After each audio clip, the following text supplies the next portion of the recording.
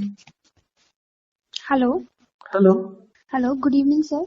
Good evening. Sir मैं आपको कोरा पे मैसेज किया था आज। हाँ जी। सर आपने वहाँ पे रिप्लाई दिया था। एक्चुअली मेरे भाई को साइनस की प्रॉब्लम हम्म। है, तो आपने उसका रिप्लाई किया था कि आप 36 आवर्स में बता सकते हो कि कैसे क्योर हो सकता है। पानी कितना पीते हैं? सर पानी पी लेते हैं, एक से 2 लीटर पानी पीते हैं। और चाय चाय बहुत पीते हैं। कितना? चाय ऑलमोस्ट 5 से 6 कप पी लेते हैं।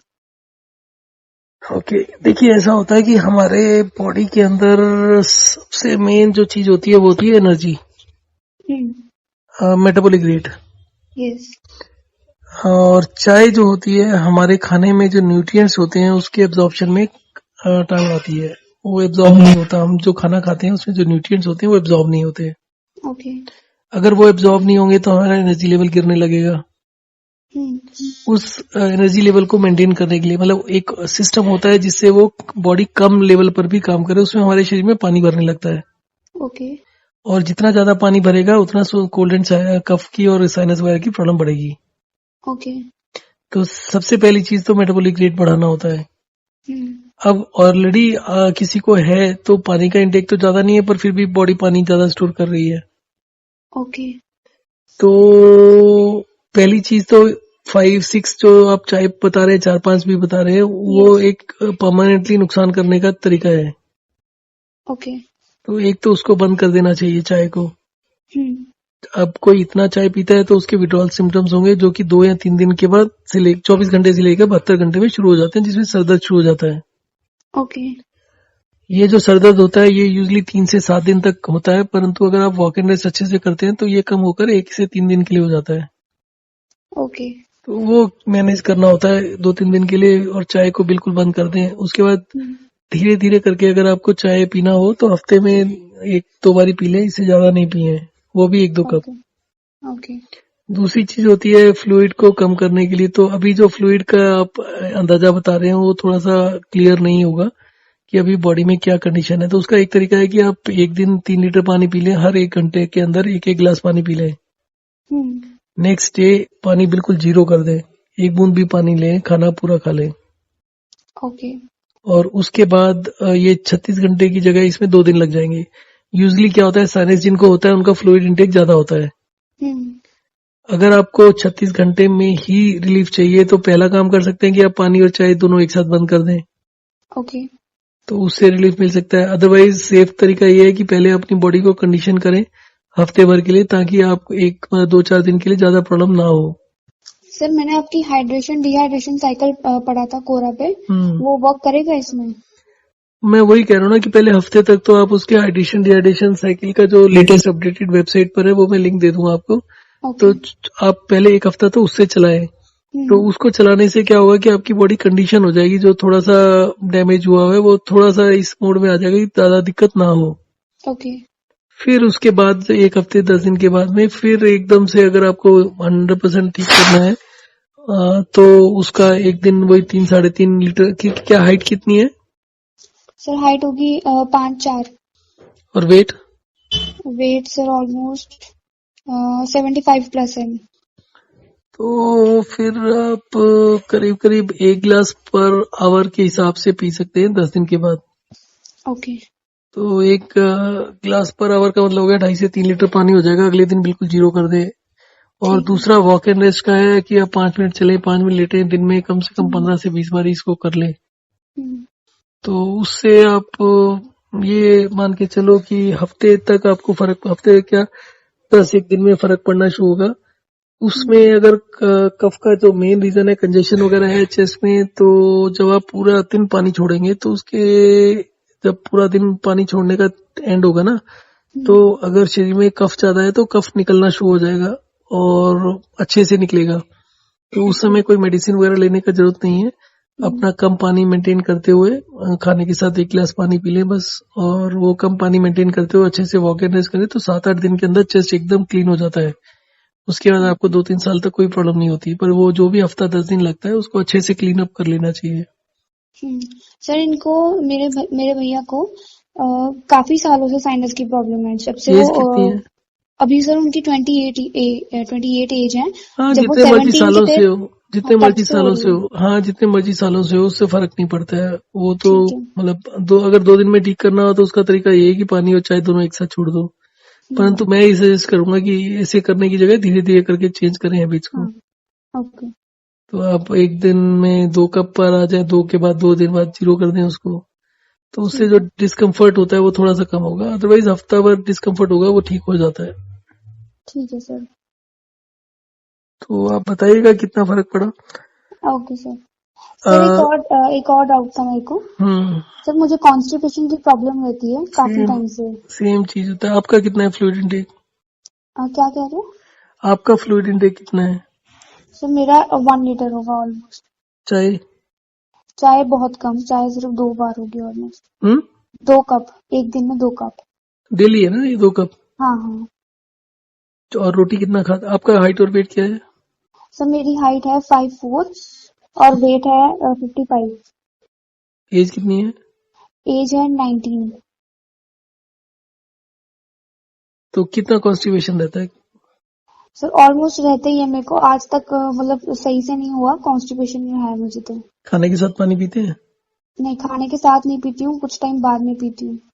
कभी भी लाइफ में खुद बाद में पानी मत पियो। कभी कभार की बात अलग है।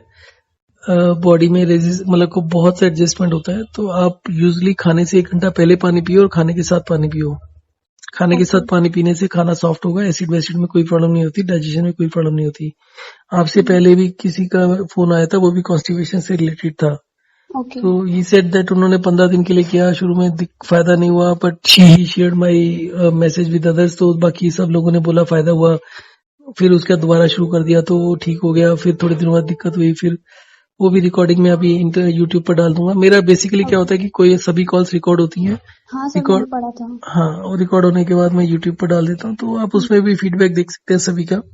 ओके। तो ये वीडियो का जो पेज जो कॉलर था उसका नंबर था 1104 1104। ओके। तो ये भी आप इनका भी एक्सपीरियंस सुन सकते हैं शुरू से आखिर तक का। थोड़ी देर में डाल दूंगा, 1-2 घंटे में। Okay sir. तो आप भी वही हाइड्रेशन डिहाइड्रेशन फॉलो करें और वॉक एंड रेस्ट भी करें। वॉक एंड रेस्ट से बेसिकली सारी प्रॉब्लम्स सॉल्व हो जाती है। और ओके सर। अगर आपका नहीं हो तो आप फीडबैक दो, 2-4 दिन में ही फर्क पड़ जाता है। अगर नहीं सर होगा, वॉक एंड रेस्ट आप ऐसे बोल रहे हैं ना कि हर एक 30 मिनट्स हमें टोटल 5 मिनट लेटना है, 5 मिनट चलना है, ऐसे बोल रहे हो? हर एक 30 मिनट्स में नहीं, 30 मिनट्स तो नहीं लिखा शायद, आप हर 1 घंटे में कर लें। ओके। सबसे पहले तो सबसे सुबह सुबह उठकर सबसे पहले तो हाँ। आधा घंटा तक कर लो कि 5 मिनट चलो 5 मिनट लेटो, ओके। और आधा घंटा सोने से पहले कर लो। ठीक है। और 6 बार हो गया आपका, हाँ। सुबह और शाम मिलाकर। और उसके अलावा कोशिश करो दिन में हर 1 घंटे में कम से कम 5 मिनट चलो और 5 मिनट आराम कर लो। अगर आप ठीक है। ऑफिस नहीं जाते हैं, स्टूडेंट हैं, तो आप लेट सकते हैं। लेटना is beneficial as compared to that. पर उसमें लेटने में ये इसको थोड़ा सा ध्यान रखना कि सो ना जाए। ठीक है। 1-2 घंटे दिन में सोने में कोई बुराई नहीं है, पर बार बार ज्यादा नींद ना बढ़ जाए। हम्म। तो अगर आप इसको ध्यान में रखते हैं तो ठीक हो जाता है बाकी। अच्छा, ओके आप सर। ये बता रहे हो कॉन्स्टिपेशन, तो आपका बालों की हेल्थ कैसी है और स्किन का हेल्थ कैसी है? सर बाल मेरे बहुत ज्यादा हेयर फॉल हो रही है आपको काफी उसकी टाइम से। चिंता नहीं अभी है? चिंता है सर, क्योंकि मेरे को ऐसा लगता था कि आप मैं कितनी पढ़ाई फीस करती दोगे? हूँ। क्या हुआ? कितनी फीस दोगे? आपके बाल झड़ना बंद कर देते हैं 2 दिन में। 2 दिन में? 2 नहीं, 7-8 दिन लगा लो, सर मेरे को क्योंकि एक्चुअली मैं ये सोचती थी कि मेरे बाल इससे जल रहे होंगे बिकॉज स्ट्रेस की वजह से, कि चलो पढ़ाई की वजह से स्ट्रेस होता है तो इसलिए। पढ़ाई की वजह से स्ट्रेस होना या किसी भी चीज के इससे स्ट्रेस होना, ये कंसेप्ट हमें दिमाग में भर दिया गया है। स्ट्रेस नाम की कोई चीज नहीं होती। हाँ। आपके पास जो एनर्जी है, जो आपको खाने से मिल रही है, वो एनर्जी अगर आपकी कम है तो स्ट्रेस क्या होता है? आपके घर में मान लो कमाने वाले मतलब टोटल इनकम मान लो 1000 रुपए है, ठीक है, खर्चे आपके 5000, तो क्या होगा? स्ट्रेस नहीं होगा? हम्म। तो यही चीज शरीर का होता है। आप जो खा रहे हो या जो भी एक्टिविटी कर रहे हो, जो लाइफस्टाइल है आपका, आपकी बॉडी उसका 2000 कैलोरी बना रही है और ओके। आपकी मिनिमम रिक्वायरमेंट 3000 है, तो स्ट्रेस होगा? हम्म। इसके अलावा कोई स्ट्रेस नहीं होता।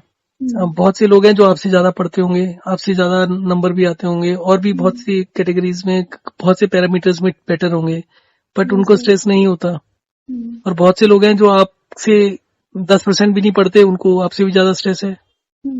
सो हाउ कैन यू से कि वो पढ़ने से स्ट्रेस होता है?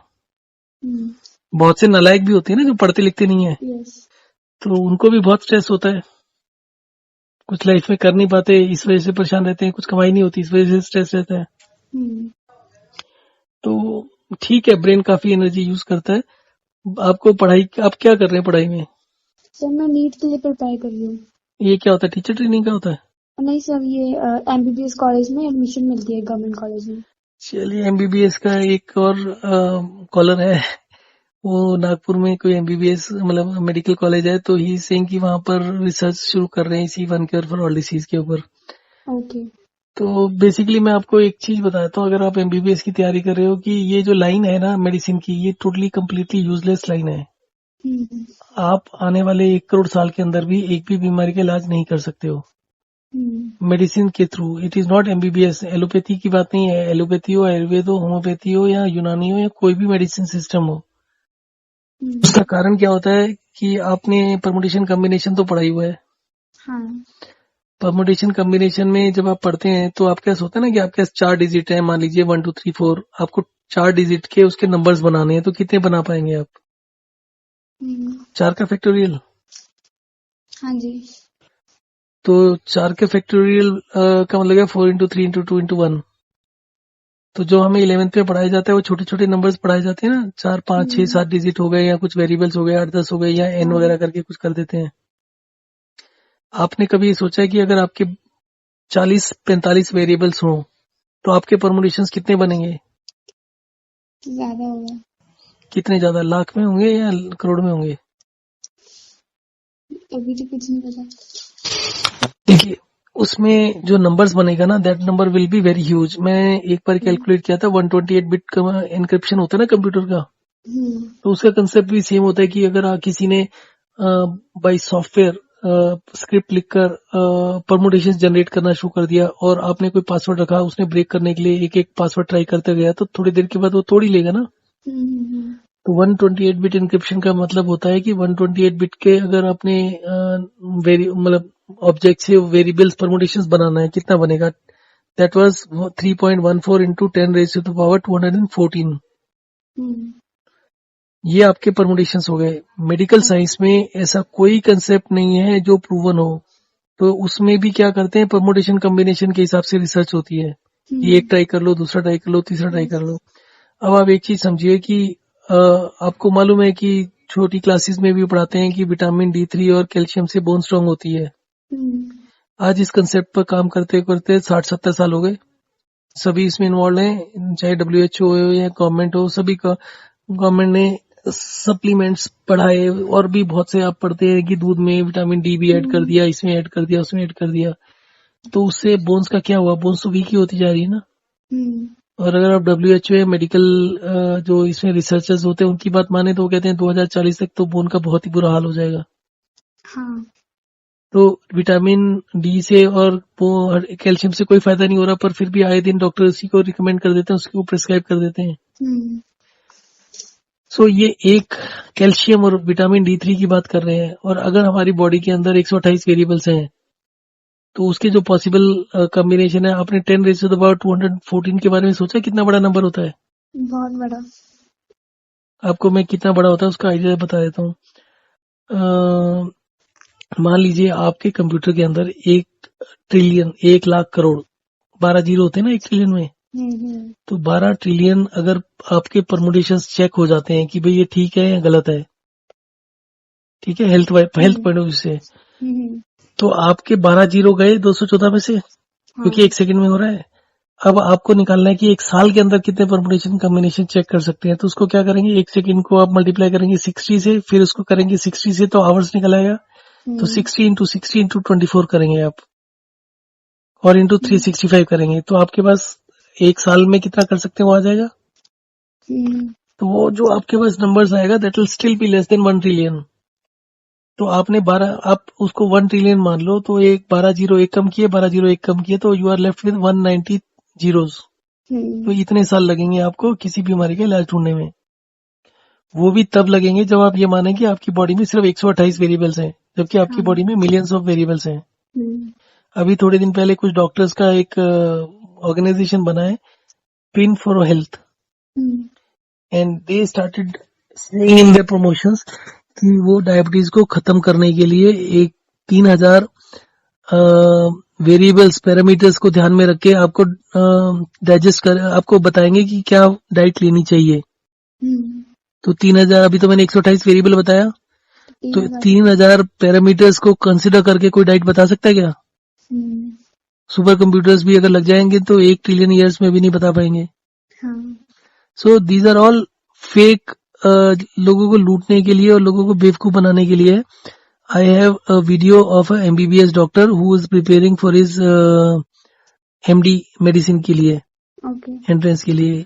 He called up saying कि उसको 2 साल से एसिडिटी है and he's done all the tests, all the medicines, और ये मेडिसिन लेने के अलावा he was only 27 year old and he was trying all the medicines, allopathy homeopathy भी ट्राई कर लिया, योगा भी ट्राई कर लिया, जिम भी ट्राई कर लिया, and nothing was working out.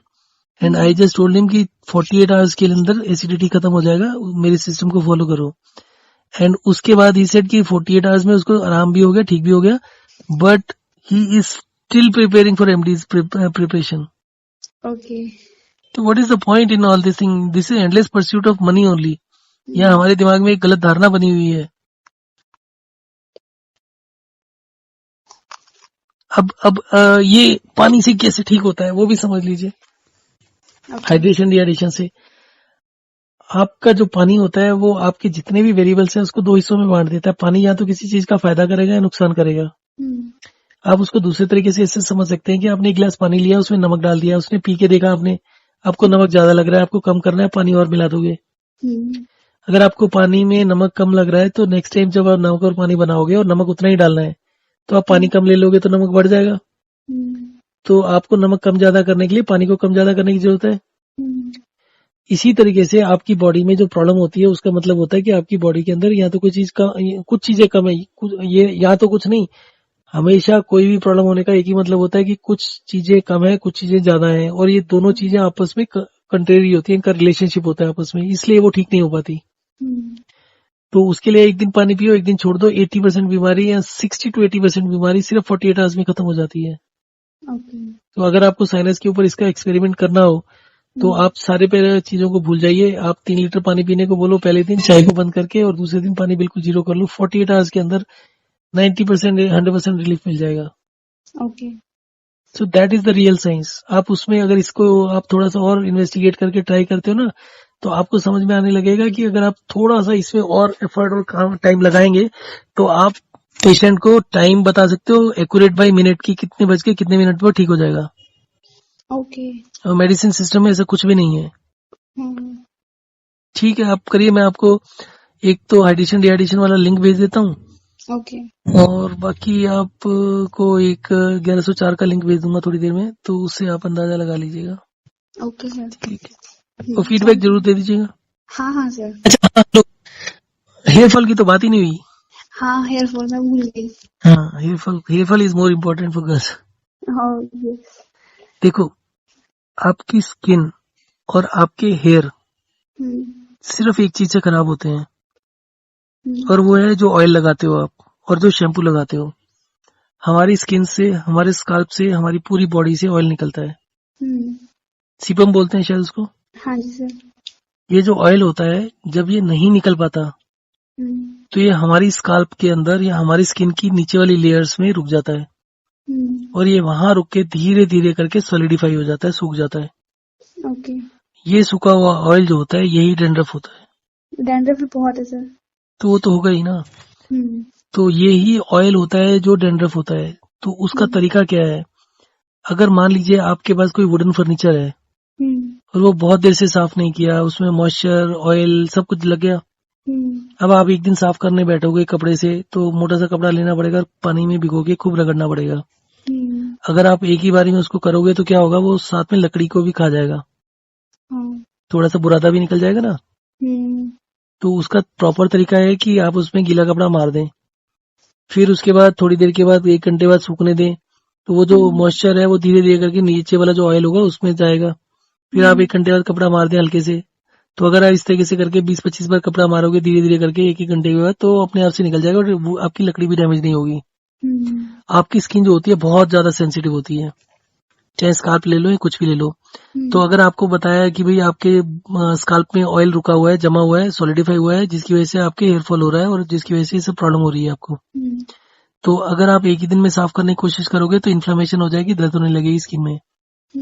तो आपको क्या करना है कि आपको सिंपल साबुन से जिससे नहाते हैं उससे आपको बाल धोने हैं। ओके। डेली। हाँ। ओके। उसके बाद बाल कितने झड़ रहे हैं उसको देखना नहीं है, सिंपल सा टॉवल लो कॉटन का, और कॉटन के टॉवल से हल्के हल्के मसाज कर लो 1 मिनट 2 मिनट के लिए। बाल झड़ते हैं, झड़ने दो। अगर आप रेगुलरली इसको करते हैं और दिन में कोशिश करो कि 2 बारी कम से कम गीला टॉवल लेके अपने बालों में गीले टॉवल से हल्के हल्के मसाज कर लो 1-2 मिनट के लिए। और जिस समय आपका स्काल्प सूखा हो तो अपने सर को टिल्ट करके फिंगर टिप से हल्के हल्के मसाज कर लो, तो जितना भी डैंड्रफ होगा उसको बाहर निकाल दो। शैम्पू कभी मत यूज करो। जो पूरा साइंस है आपको मैं बताता हूँ, साइंटिस्ट कैसे काम करते हैं, उनका दिमाग कैसे काम करता है। आपको मालूम है आपका स्किन का पीएच लेवल क्या होता है? नहीं। आपका स्किन का पीएच लेवल और स्काल्प का पीएच लेवल 4.5 से 5.5 होता है, विच इज एसिडिक। अब जब आप मेच्योर होते हैं 17-18 साल या बाद की जो एज होती है, उसमें हमारी स्किन का पीएच लेवल जो होता है वो करीब 4.5 से 5.5 होता है। जो जब छोटा बच्चा छोटा होता है 1-2 साल का, तो उसकी स्किन सॉफ्ट होती है ना, तो उसका पीएच लेवल 6.5 होता है। तो जितना सॉफ्ट होगा उतना पीएच हाई होगा, अल्कलाइन होगा।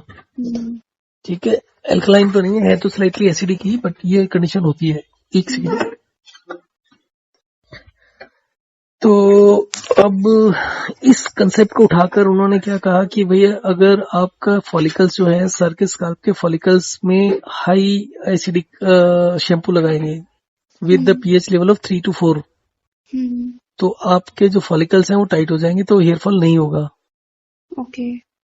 अब इन बेवकूफों को शायद ये मालूम नहीं है कि कोई भी आदमी बाल टूटने से गंजा नहीं होता। गंजा होने का बेसिक कारण होता है बाल ना उगना। क्योंकि जो एकदम गंजा है उसके तो बाल टूटते ही नहीं, पर वो गंजा ही है, तो वो गंजा इसलिए ना कि उसके बाल नहीं उग रहे। तो आपको हेयर ग्रोथ पर काम करना होता है, ना कि हेयर फॉल पर। दूसरा चीज क्या होता है, खेती बाड़ी करते हैं ना, खेती बाड़ी में हल चलाते हैं सबसे पहले बीज डालने से पहले। उसका बेसिक पर्पस होता है सॉइल को लूज करना। अगर आपकी सॉइल लूज होगी तो उसमें से जब पौधा निकलेगा तो उसको रेजिस्टेंस नहीं मिलेगी। अगर आपने मान लो वो तो बीज डाल दिया पर ऊपर से सीमेंट लगा दिया, तो कोई पैदावार होगी क्या? नहीं होगी। सेम कंसेप्ट है कि अगर आपने लो पीएच का शैम्पू लगा लिया तो वो जो हेयर ग्रोथ होती है वो बंद हो जाती है। आपके बालों की जो लाइफ होती है, लाइफ साइकिल होती है, वो 2 साल होती है। सर के बालों की, जो बॉडी के बाल होते हैं वो 45 डेज की साइकिल होती है। तो अगर आपके बाल उगना बंद हो जाए तो 2 साल के अंदर आप बिल्कुल गंजे हो जाएंगे। So you have to focus on the hair growth. अब आप क्या कर रहे हैं कि पहले तो डैंड्रफ खत्म कर रहे हैं। डैंड्रफ जो है वो सॉलिडिफाई हुआ है, उसने आपका पीएच लेवल और कम किया हुआ है, तो हेयर ग्रोथ खत्म हो गई। फिर उसके जो न्यूट्रिशन नीचे से मिलना होता है, डिफ्यूज ऑक्सीजन मिलना होता है, वो बंद हो गया उसका रास्ता। तो आप जब इस तरीके से शुरू करते हैं तो 3-4 दिन के अंदर जो सबसे ऊपर की लेयर्स होती हैं, जो सबसे हार्ड होती हैं, जो सबसे ज्यादा सूखी होती हैं डैंड्रफ की, वो झड़ना शुरू हो जाता है। अगर आप मेल्स की बात करें तो मेरे पास अभी भी जो कॉल था कॉन्स्टिपेशन से रिलेटेड था, बट हेयरफॉल का फीडबैक बस कि वो 4 दिन में खत्म हो जाता है।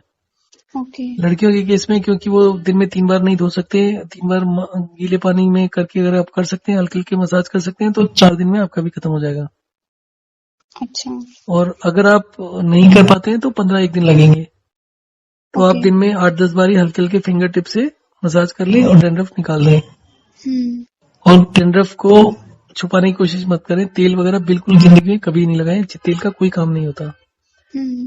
जैसे जैसे ऑयल निकलता जाएगा आप टॉवल से मसाज करेंगे, वो बालों में फैल जाएगा, बालों में अपने आप से चमक आने लगी। शुरू में कभी लगेगा कि झाड़ू के तीले जैसे सूखे सूखे से हैं, वो 2-4-5-10 दिन लगता है।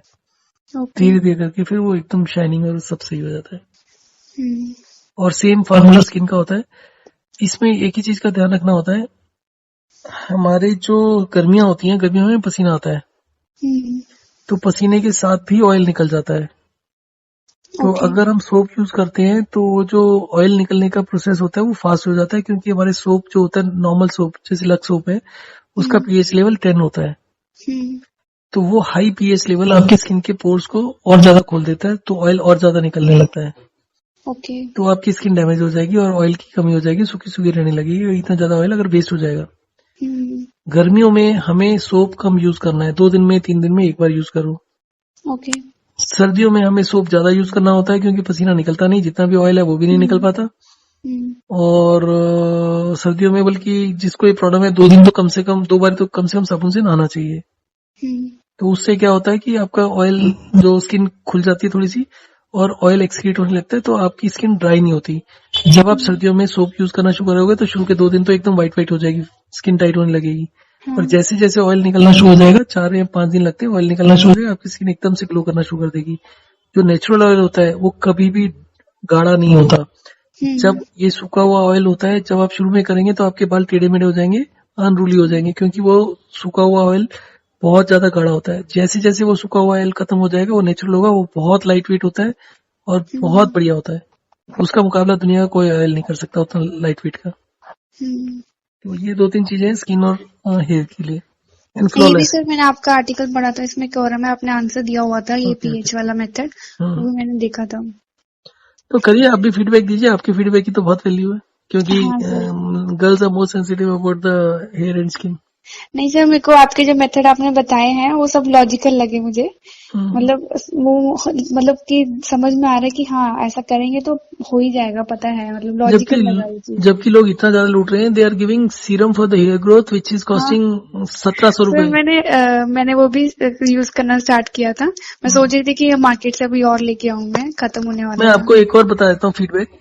There is a doctor, MBBS doctor of my age, 55-56 के आसपास। एंड थोड़े दिन पहले बात हो रही थी, मैंने कहा आपके बाल जा रहे हैं तो क्या कर रहे हो? कहता अभी तो बाल उगने शुरू हो गए हैं। मैंने क्या हुआ? कहता 2 साल पहले ही started using some medicine for that, मॉक्स करके कुछ। सर एक मिनट प्लीज, 1 मिनट।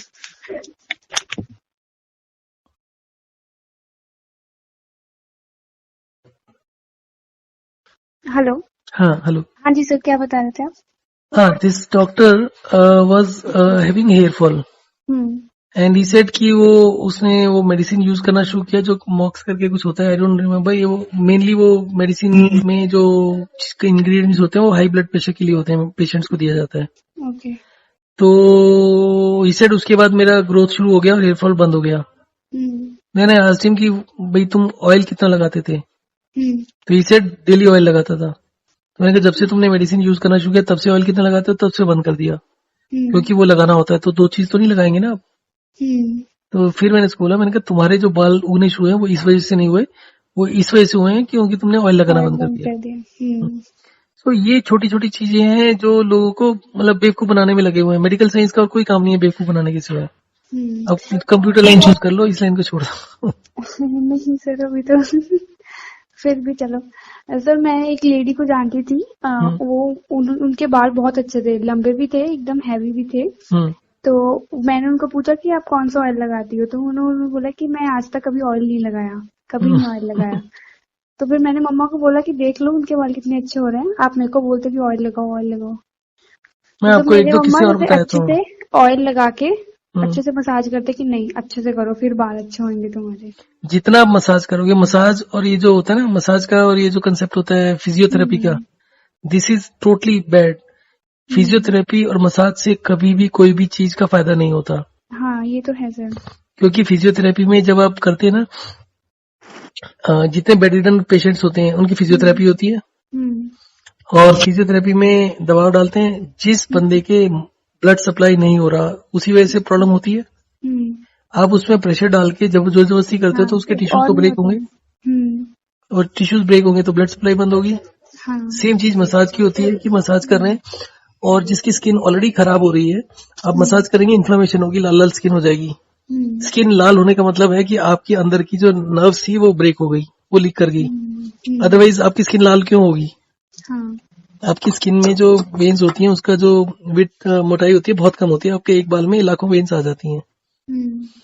सो वो जितनी भी होती हैं हल्का सा प्रेशर लगाते ही वो डैमेज हो जाती हैं। आपको ब्लड सर्कुलेशन बढ़ाने के लिए सिर्फ एक चीज काम करती है, दैट इज टिंगलिंग।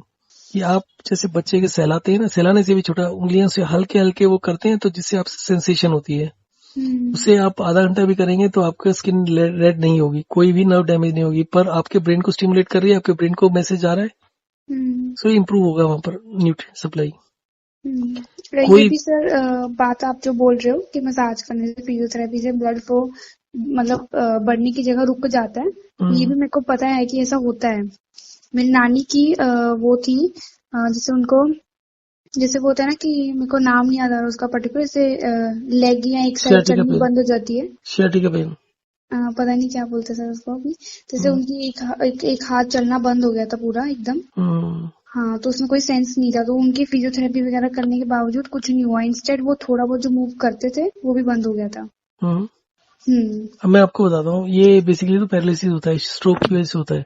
हाँ।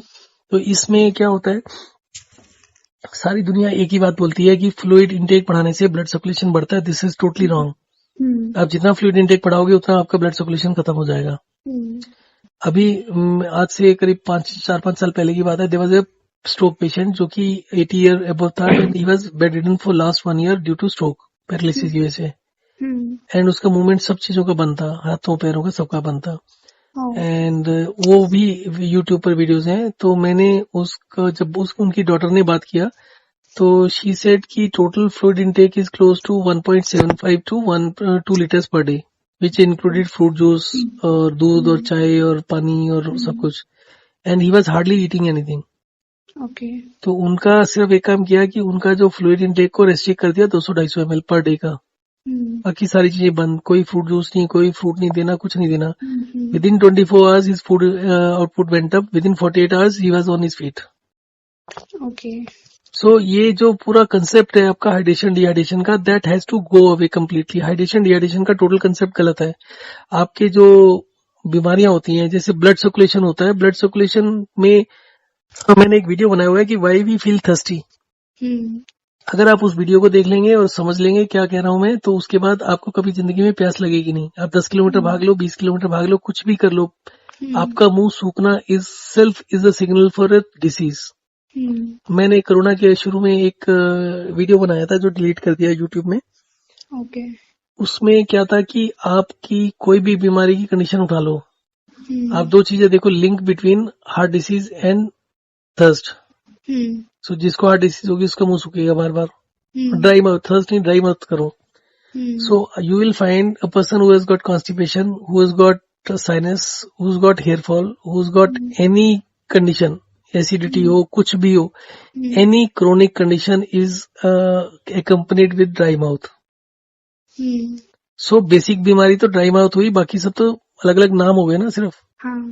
तो आप ड्राई माउथ खत्म कर दो। आप जैसे ही सिस्टम पर आते हैं हाइड्रेशन डिहाइड्रेशन के, विदिन 24 to 48 आवर्स आपका ड्राई माउथ खत्म हो जाता है, आपके मुंह का सलाइवा 10 गुना बढ़ जाता है। Now this is something which can be proven in 48 hours and the whole of the medicine system is working against this. And ये चीज कम से कम 20,000-30,000 डॉक्टर्स से ऑलरेडी पहुंच चुकी है, but nobody is willing to look at this. जो health के ऊपर रिसर्च करते हैं, जो पीएचडी करते हैं, उनके पास कम से कम 20,000 लोगों तक ये मैसेज पहुंच चुका है। और एक मैंने ग्रुप बनाया था to study the thirst mechanism. तो उसमें ये था कि भाई अगर आप पीएचडी कर रहे हो, आप रिसर्च कर रहे हो, तो आपको 48 आवर्स के लिए एक चीज को चेक करना है विच इज नॉट मेडिसिन और ड्रग बेस्ड। और उसके बाद आप बताओ आपका सलाइवा कितना बड़ा। So how the medical science goes for a toss within 48 hours. उसमें आज की डेट में 850 लोगों ने ज्वाइन किया, पर एक आदमी ने करके फीडबैक नहीं दिया। तो इतने, मतलब ये सिस्टम इस तरीके से चल रहा है। Everybody is after money only, nothing else. Pure science zero है। चलो सर, मैं आपको फीडबैक दे दूंगी जब ट्राई करती हूँ हेयर फॉल का भी, और भैया को भी बताती हूँ मैं। ठीक है, ठीक। Okay, thank you so much sir. Okay.